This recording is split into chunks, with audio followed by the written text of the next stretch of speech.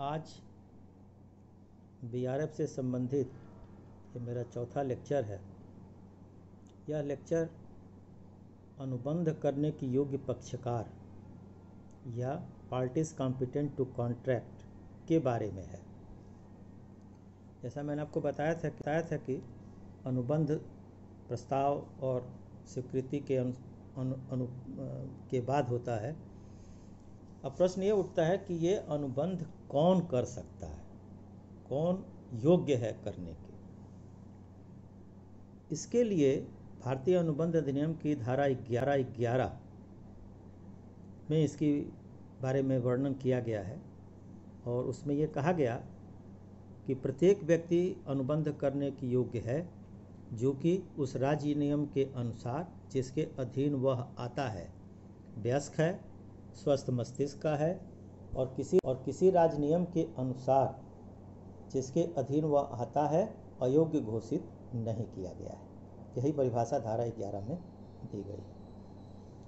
यानी अगर इस परिभाषा को हम देखें तो इसमें से अनुबंध करने के योग्य व्यक्ति में 3 गुणों का होना आवश्यक है। पहला कि राज्य नियम के अनुसार वह वयस्क हो, दूसरा वह स्वस्थ मस्तिष्क का हो और तीसरा उसे अनुबंध करने से अयोग्य घोषित किसी कानून या किसी राज्य नियम के द्वारा न किया गया। अब अगर इसको हम उल्टा कर दें तो वयस्क कर सकता है अनुबंध लेकिन अवयस्क नहीं कर सकता। दूसरा, स्वस्थ मस्तिष्क का आदमी अनुबंध कर सकता है लेकिन अस्वस्थ मस्तिष्क का आदमी अनुबंध नहीं कर सकता। और तीसरा, ऐसे लोग जिनको कि राज्य नियम या कानून के द्वारा ही अनुबंध करने से मना कर दिया गया। अब इन तीनों बातों को हम एक एक करके अलग अलग विस्तार से समझेंगे। सबसे पहले अवयस्क के द्वारा किया गया अनुबंध। अब प्रश्न ये उठता है कि अवयस्क है कौन। भारतीय वयस्कता अधिनियम या इंडियन मैच्योरिटी एक्ट 1875 की धारा 3 ये बताती है कि भारत में रहने वाला प्रत्येक व्यक्ति जिसने 18 वर्ष की आयु पूरी कर ली है वह वयस्क माना जाएगा।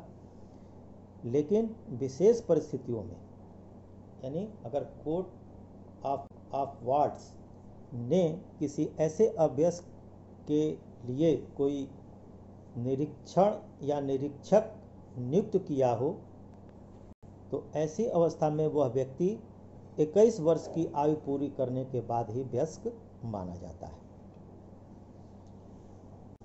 अब प्रश्न ये उठता है कि अगर अवयस्क को अनुबंध करना है तो उसकी क्या स्थिति है या उसके बारे में क्या भारतीय अनुबंध अधिनियम में व्यवस्थाएं दी गई हैं।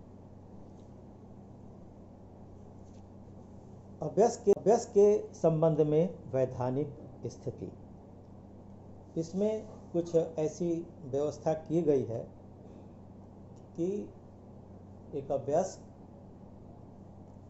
कुछ विशेष परिस्थितियों में अनुबंध में शामिल हो सकता है। वो परिस्थितियां क्या हैं। पहली, एक अवयस्क के साथ किया गया अनुबंध पूर्ण रूप से व्यर्थ होता है। A contract with minor is absolutely void. इसका मतलब यह होता है कि यह कानून एक अवयस्क को अनुबंध करने की अनुमति नहीं देता। पूर्ण रूप से व्यर्थ होने का मतलब है कि उसको वह शुरू से ही अवैध है। एक होता है वाइड VOID और एक होता है एवाइडेबल, उसको हिंदी में व्यर्थनीय कहते हैं एवाइडेबल को। तो एवाइडेबल का मतलब कि जब वह किसी एक पक्ष की इच्छा पे लागू न किया जाए, और वाइड का मतलब है कि वह लागू किया ही नहीं जा सकता किसी भी पक्षकार की इच्छा। तो इसलिए एक अवयस्क के साथ किया गया अनुबंध पूर्ण रूप से व्यर्थ होता है, उसको लागू नहीं कराया जा सकता। दूसरा, जीवन के अस्तित्व संबंधी आवश्यकताओं के लिए किए गए अनुबंध के लिए दायित्व। Contract by A minor for his basic needs. अब मान लीजिए कोई ऐसा अवयस्क है जिसके पास धन संपत्ति है, अचल संपत्ति है और उसके ऊपर घर की जिम्मेदारी भी है, तो उसके पास धन संपत्ति होते हुए भी चूंकि वह अनुबंध के अयोग्य है, तब तो वो खाने बिना मर जाएगा। मान लीजिए वो संपत्ति को बेच करके या उसको जमानत रख करके अगर कुछ ऋण लेना चाहता है या कुछ वस्तु लेना चाहता है, तो अगर वो ऐसा नहीं करेगा, अगर ऐसा अधिकार नहीं दिया जाएगा कानून के द्वारा, तब तो वो अपना और जो उसके ऊपर आश्रित भाई बहन माता हैं उनकी भी वह देखभाल नहीं कर सकता। तो इसलिए इस कॉन्ट्रैक्ट एक्ट में उसको ये कहा गया है, ये अधिकार दिया गया है कि अपने जीवन की आवश्यकताओं, रोटी कपड़ा मकान शिक्षा चिकित्सा, ये जो त्यौहार वगैरह हैं उस पर अगर आप कुछ अच्छा खाना बनाते हैं या कपड़ा खरीदते हैं, तो इन सब चीज़ों को आवश्यकताओं में रखा गया है। तो अगर इन सब बातों के लिए उसे धन की आवश्यकता है और उसकी अगर कोई संपत्ति है, तो उस संपत्ति के आधार पर वह ऋण ले सकता है।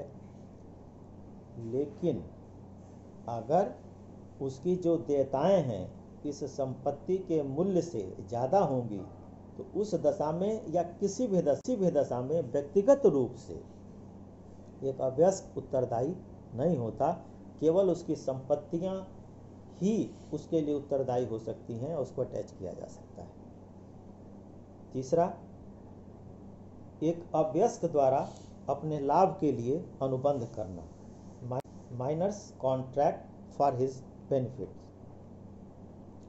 यह अनुबंध अधिनियम एक अवयस्क को लाभ प्राप्त करने से नहीं रोकता, यानी प्रॉमिसी या वचन ग्रहिता होने से उसको नहीं रोकता। अगर एक अवयस्क कहीं लाभ में शामिल किया जा रहा है किसी कारोबार के या अन्य कहीं भी जगह, तो ऐसी स्थिति में उसको शामिल किया जाएगा। लेकिन अगर हानि होती है तो हानि की अवस्था में अगर अवयस्क चाहे अपनी स्वेच्छा से, तब वह उसमें हिस्सा बटा सकता है, और न चाहे तो उसको मजबूर नहीं किया जा सकता। तो लाभ में वह शामिल किया जा सकता है। अगला, अवयस्क के संरक्षक या निरीक्षक द्वारा वैध अनुबंध, valid contract by guardian of minor. जैसा मैंने आपको बताया कि कुछ विशेष परिस्थितियों में अवयस्क का संरक्षक या निरीक्षक नियुक्त किया जाता है न्यायालय के द्वारा, और अगर यह संरक्षक या निरीक्षक को अवयस्क की तरफ से अनुबंध करने का अधिकार दिया गया है और वह संरक्षक अवयस्क की भलाई के लिए या उसके लाभ के लिए कोई अनुबंध करता है, तब वह मान्य अनुबंध वह संरक्षक या निरीक्षक अवयस्क की तरफ से कर सकता है, और इसको अवयस्क के विरुद्ध लागू भी कराया जा सकता है। अगला है, किसी संयुक्त स्कंध कंपनी में अवयस्क की स्थिति, minors position in a joint stock company.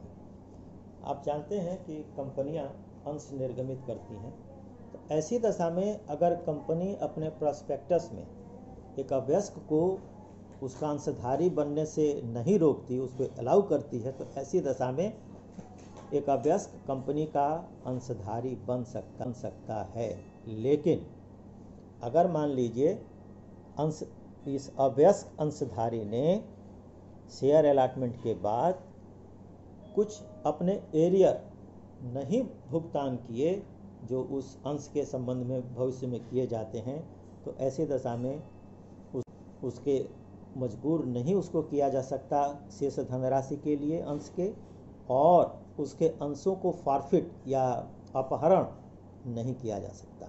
ये विशेष अधिकार है। इसलिए सामान्यतया कंपनियां या तो अवयस्क को शेयर लेने से मना कर देती हैं या उनको फुल्ली पेड अप शेयर ही इशू करती हैं।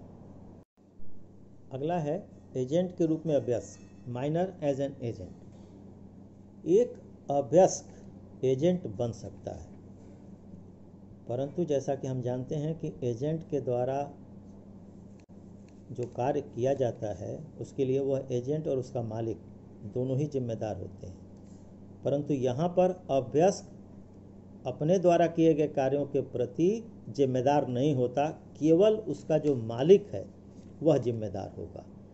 तो इसलिए कोई भी व्यक्ति अगर इस अभ्यस्क के साथ अनुबंध करता है तो उसको सजग रहना पड़ेगा, अभ्यस्क को प्रोटेक्शन इससे मिला हुआ है। अगला है साझेदार के रूप में अभ्यस्क, माइनर एज ए पार्टनर। भारतीय साझेदारी अधिनियम की धारा 30 के अनुसार एक अभ्यस्क साझेदार नहीं हो सकता, लेकिन सभी साझेदारों की सहमति से एक अभ्यस्क को साझेदारी फर्म के लाभ में सम्मिलित किया जा सकता है और ये अभ्यस्क फर्म के लाभ में हिस्सा लेगा। हानि में हिस्सा वो तभी लेगा जब वो चाहेगा। उसको हानि में हिस्सा लेने के लिए मजबूर नहीं किया जा सकता। अगर वो हानि में हिस्सा नहीं लेना चाहता तो वो हिस्सा नहीं लेगा, उसमें अपना अंश नहीं देगा, लेकिन लाभ में वह सम्मिलित किया जा सकता है। इसके अतिरिक्त जो अगला है वो है कि एक अभ्यस्क दिवालिया घोषित नहीं किया जा सकता, minor can not be adjudged insolvent.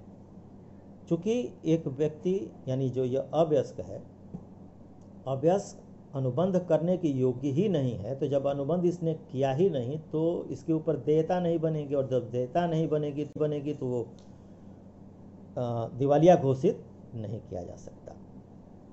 अगला है अभ्यस्क द्वारा किए गए अनुबंध का पुष्टिकरण नहीं किया जा सकता, minors contract can not be ratified. इसका मतलब ये हुआ कि मान लीजिए कोई एक अभ्यस्क है, उसने अभ्यस्कता के दौरान कोई अनुबंध किया, तो चूंकि यह अनुबंध अमान्य होता है, वैध होता है, व्यर्थ होता है, तो ऐसा नहीं हो सकता कि वो जब व्यस्क हो जाए तो इस अभ्यस्कता काल के दौरान जो अनुबंध उसने किया उसको वो एफर्म करे, उसको वह पुष्ट करे, उसकी पुष्टि करे। नहीं, जिस समय अनुबंध हुआ उस समय वह अभ्यस्क था, लिहाजा व्यस्क होने के बाद भी वह उस समय के अनुबंध की पुष्टि नहीं कर सकता। तो ये कुछ मुख्य बातें हैं भारतीय अनुबंध अधिनियम में एक अभ्यस्क के संबंध। दूसरा है अस्वस्थ मस्तिष्क वाले व्यक्ति, पर्सन्स ऑफ अनसाउंड माइंड। भारतीय अनुबंध अधिनियम की धारा 11 ये भी बताती है कि अनुबंध करने के योग्य होने के लिए अनुबंध के पक्षकारों का स्वस्थ मस्तिष्क का होना बहुत ही आवश्यक है। और अस्वस्थ मस्तिष्क का व्यक्ति या स्वस्थ मस्तिष्क का व्यक्ति हम किसे कहेंगे, ये धारा 12 में बताई गई, और उसमें यह कहा गया कि ऐसा कोई भी व्यक्ति स्वस्थ मस्तिष्क का कहा जा सकता है जो अनुबंध करते समय अनुबंध को समझने की क्षमता रखता हो और साथ ही उसमें विवेकपूर्ण निर्णय लेने की क्षमता हो कि अनुबंध का उसके हितों पर क्या प्रभाव पड़ेगा। अब अगर हम इसकी विवेचना करें तो इसमें हम ये पाते हैं कि एक व्यक्ति जब अनुबंध कर रहा है, ये बहुत महत्वपूर्ण है कि जिस समय वह अनुबंध कर रहा है केवल उस समय उसके पास उस अनुबंध का उसके हितों के ऊपर क्या प्रभाव पड़ेगा, यानी उसको लाभ है, हानि है, इस बात को समझने की बौद्धिक क्षमता रखता हो और विवेकपूर्ण निर्णय लेने की भी उसमें क्षमता हो, तभी वह मान्य अनुबंध कर सकता है। यानी मान लीजिए कोई ऐसा पागल है जो कभी कभी पागल हो जाता है, कभी कभी ठीक हो जाता है। तो जिस दौरान वो ठीक है एक मान्य अनुबंध कर सकता है, लेकिन जब वो पागल हो जाता है वो अनुबंध नहीं कर सकता। या ऐसा कोई पागल जिसका पागल खाने में इलाज चला हो और बाद में वो ठीक हो गया हो, तो जब वो ठीक हो जाएगा तब उसके बाद वो मान्य अनुबंध कर सकता है। लेकिन मानसिक रूप से जब तक अस्वस्थ है तब तक वह अनुबंध नहीं कर सकता। इसके अलावा कभी कभी ऐसे भी लोग होते हैं जिन्होंने किसी नशे का सेवन किया और नशे के सेवन के दौरान उनका दिमाग पूर्ण रूप से स्वस्थ नहीं होता, पूर्ण रूप से चैतन्य नहीं होते। तो जब तक वो नशे में हैं उस दौरान, चूँकि वो अनुबंध का उनके ऊपर क्या असर होगा इस बात की विवेचना करने की योग्य नहीं होते मानसिक रूप से। तो जब वो ठीक हो जाए, नशा उतर जाए, तब उसके बाद वो एक मान्य अनुबंध कर सकते हैं, नशे के दौरान नहीं। तो ये कुछ व्यवस्थाएं दी गई हैं अस्वस्थ मस्तिष्क वाले व्यक्ति के संबंध में। और अंतिम तीसरा है राजनियम द्वारा अनुबंध करने के अयोग्य घोषित व्यक्ति, persons disqualified from the contracting by law. कुछ लोग ऐसे होते हैं जिनकी विशेष स्थिति के कारण उनको अनुबंध करने के अयोग्य बनाया गया। चूँकि ये अधिनियम 1872 में पास हुआ, तो उस समय के हिसाब से कुछ लोगों को समाज में स्पेशल स्टेटस था, विशेष दर्जा था, और वो दूसरे को प्रभावित करने की स्थिति में होते थे, इसलिए उनको अनुबंध के अयोग्य बनाया गया। उसमें क्या क्या है?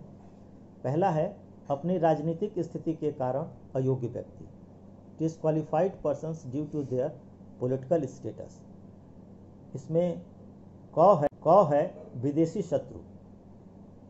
विदेशी शत्रु का मतलब होता है कि जब किसी एक देश का दूसरे देश के साथ युद्ध की घोषणा हो जाती है तो उस दौरान दोनों देशों के नागरिक एक दूसरे के लिए विदेशी शत्रु माने जाते हैं, और जब तक युद्ध समाप्ति नहीं हो जाती तब तक दोनों देशों के बीच में किसी भी तरह का कोई करार, कोई अनुबंध नहीं हो सकता।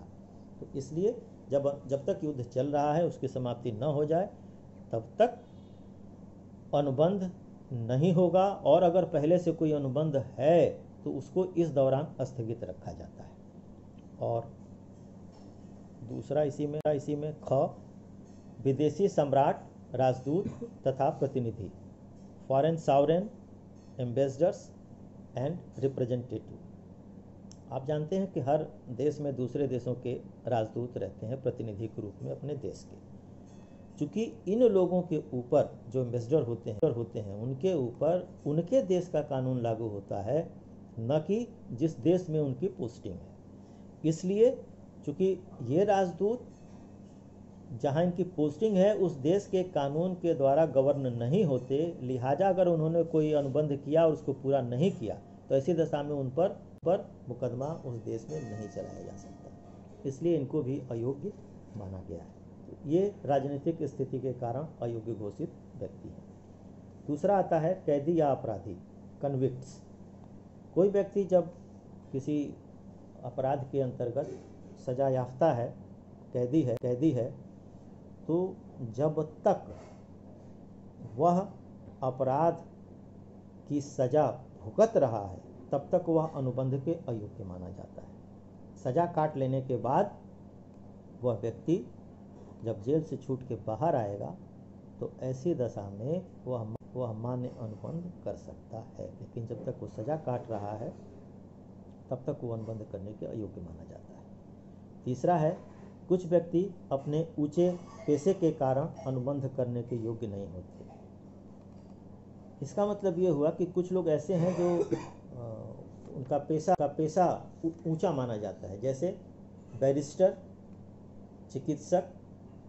तो पहले वकील और डॉक्टर, इनका समाज में बहुत ज़्यादा महत्व था, प्रतिष्ठा थी, और ये माना जाता था कि अब जैसे डॉक्टर है तो अपने मरीज या उसके घर वालों को प्रभावित कर सकता है उनके निर्णय लेने की क्षमता को। या एक वकील है, वो मुकदमा लड़ रहा है अपने क्लाइंट का, तो वो ये हो सकता है कि क्लाइंट से कुछ अनड्यू एडवांटेज ले ले, इसलिए इन दोनों को अयोग्य माना गया। अगला है समामेलित कंपनियां अथवा निगम। Incorporated companies are corporations.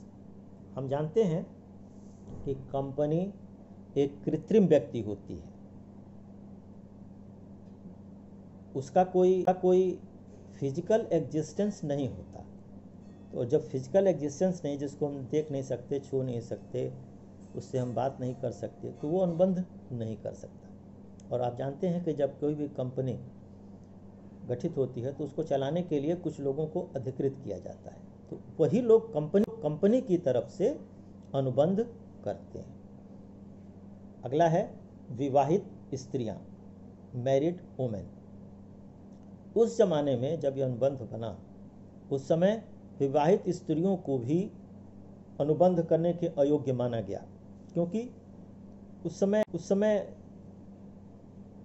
जो महिलाएं थीं, स्त्रियां थीं, वो पढ़ाई लिखाई बहुत कम करती थी, उनको घर से बाहर जाने की अनुमति नहीं होती थी, और इसलिए ये माना जाता था कि बाहर क्या हो रहा है दुनिया में, ये उस महिलाएं उससे वाकिफ नहीं है, लिहाजा उनको बड़ी आसानी से बरगलाया जा सकता है, उनके साथ धोखा किया जा सकता है, उनकी ज़्यादा वैल्यूएबल चीज़ कम दामों में खरीदी जा सकती है। तो इन सब चीज़ों से प्रोटेक्ट करने के लिए उनको भी अनुबंध के अयोग्य माना गया था। अगला है और अंतिम, दिवालिया व्यक्ति, इंसॉल्वेंट पर्सन। ऐसा व्यक्ति आप जानते ही हैं जिसको दिवालिया घोषित कर दिया गया, उसके बाद भविष्य में वह अनुबंध करने से अयोग्य घोषित करार दे दिया जाता है। तो ये कुछ प्रावधान ऐसे हैं जिनको कि हम कह सकते हैं कि अनुबंध करने के योग्य कौन कौन लोग हैं, इसके बारे में ये प्रावधान भारतीय अनुबंध अधिनियम में दिया गया है। धन्यवाद।